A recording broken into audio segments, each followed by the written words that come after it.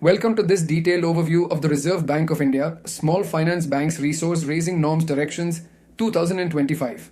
In November 2025, the Reserve Bank of India introduced a comprehensive regulatory framework that enables small finance banks to raise long-term resources specifically for infrastructure development and affordable housing. These directions aim to strengthen long-term lending capacity while providing regulatory incentives that reduce statutory burdens. In this presentation, we will walk through the objectives, key provisions, regulatory benefits, compliance requirements, and concluding implications of these directions.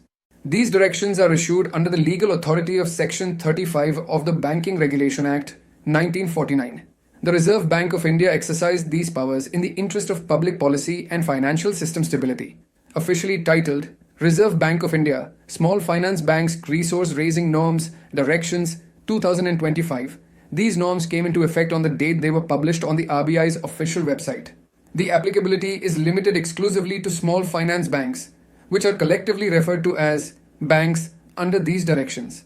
The central purpose of these directions is to allow small finance banks to issue long-term bonds with a minimum maturity of 7 years.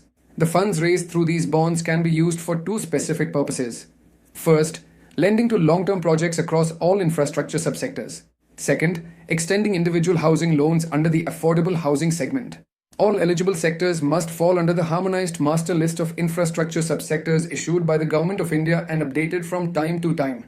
The directions clearly define the structural features of these long-term bonds. These bonds must be fully paid, redeemable, and unsecured in nature, ranking equal step with other unsecured and uninsured creditors. They must be denominated in Indian rupees and carry a minimum maturity period of 7 years. While there is no restriction on the total quantum of issuance, regulatory incentives are strictly limited to incremental infrastructure and affordable housing financing.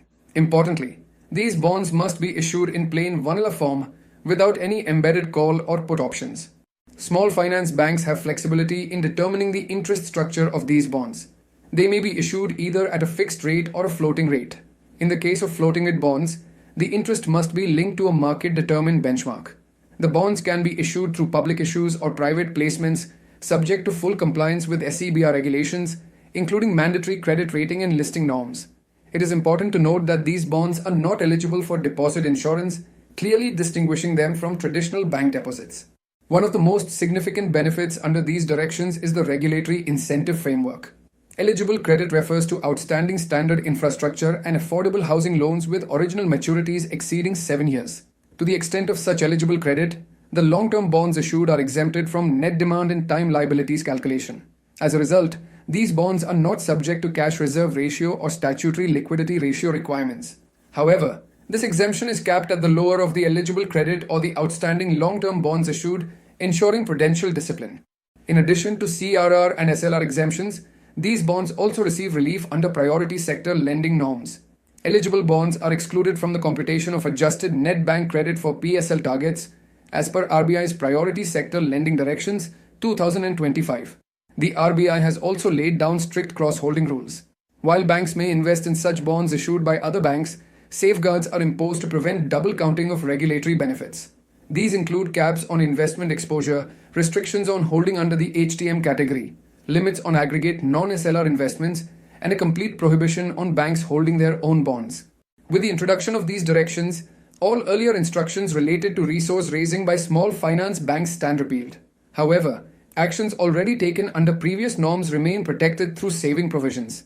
Banks issuing these bonds must comply with FEMA regulations wherever applicable and must report issuance details to the RBI's Department of Supervision immediately after completion.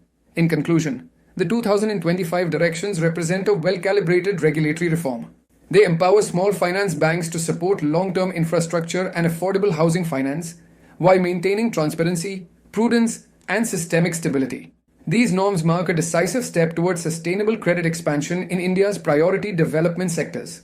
Moonses and Management Consultants LLP, a trusted partner for SEZ and IFSC Excellence. A pioneer in establishing SEZ and IFSC units within GIFT City and India, delivering end-to-end IFSC setup, operational support, and handling complaints, risk management, renowned for deep expertise in regulatory approvals, capital markets, fund management, insurance, finance company, foreign university BATF, and ancillary regulations. A&D FinTech, expertise in customs clearance for aircraft and ship procurement, leasing, GST, DSPF if CSCA comprehensive support covering registration, reporting, and regulatory transitions, ensuring ring fencing, transparency, and global compliance standards. Join our network, scan the QR codes below to stay connected with us.